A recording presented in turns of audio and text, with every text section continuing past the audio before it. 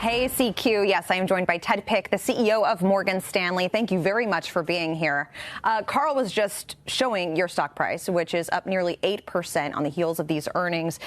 There seems to be a lot of momentum in investment banking, but still well below historical averages. So I'm just curious, what do you see as the biggest holdup for this multi-year capital markets recovery that we've been hearing about for quite some time? Well, first of all, Leslie, welcome to Morgan Stanley, my namesake. It's great to have you here. Pick and picker, yes. Yes, it's great. It's great to have you here.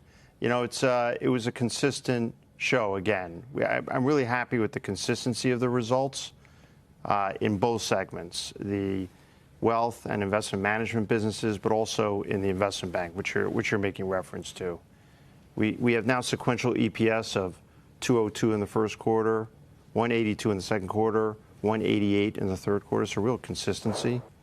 And operating leverage, which you can see by efficiency improving by 300 basis points, and our returns on capital at 17.5%, 18% for the year.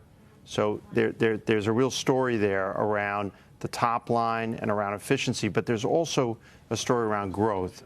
And clearly what's beginning to happen here is we're starting to see an acceleration in activity, not just in the markets business, in our institutional securities business, but also in investment banking proper. We're seeing it in underwriting. We're seeing it in M&A. It's beginning to happen. It's beginning to happen. As you know, the private equity sponsors have over $1 trillion, $1.3 trillion of cash on hand.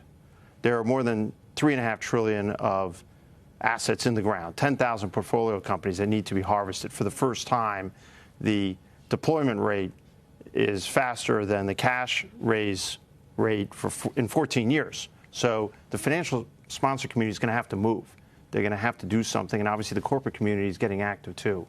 So to answer your question, what I'm really bullish on over time is the beginning chapters of growth across the center, the fulcrum of our investment bank, which is our investment banking franchise, which is to offer advice, to do the underwriting business, but then also how it filters into our great markets business. And I think it's going to take time, but we're seeing it begin. We're seeing the re-equitization in places like India, in Japan, on the continent, and that's going to, as the economy grows, we're going to see that in the U.S. We had, in the COVID period, we had called a sugar high of issuance because we were at zero rates, and then we had this pretty tough funk, recessionary type levels in the core investment banking products. But I think we're now in a new cadence, sort of the post-funk period where interest rates are starting to normalize. And I think that's going to bring people out into the public arena, which is great for the investment banking business. So you've got rates on the decline.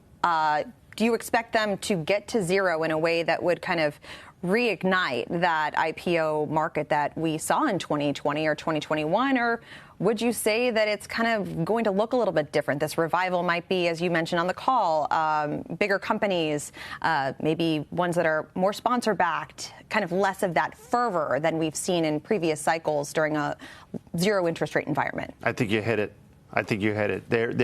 We're not going to go back to lots of tiny companies going public on zero interest rates. We're not that period of 15 years of financial repression, of zero interest rates, zero inflation. That's behind us. We're going to something that's more normalized, and I think because you can be a private company for longer, you can build a capital structure through private equity and the institutionalization of private credit. You don't have to go public as a smaller company if you're generating cash flow. It's great for the sponsors and their LPs.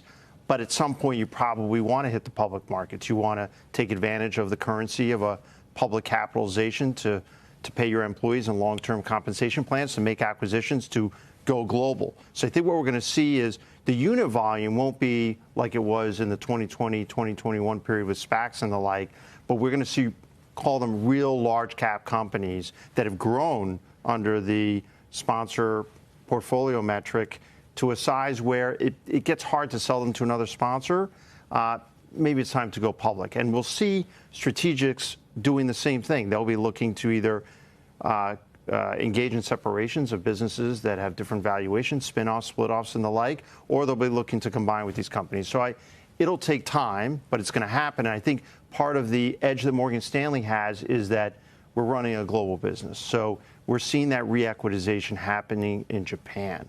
We're seeing limited privatization activity on the continent in Europe. We're seeing re-equitization in the Middle East. So it's a global phenomenon in India. And I think the fact that we've invested, Leslie, in our global franchise for as long as we have is going to start paying off.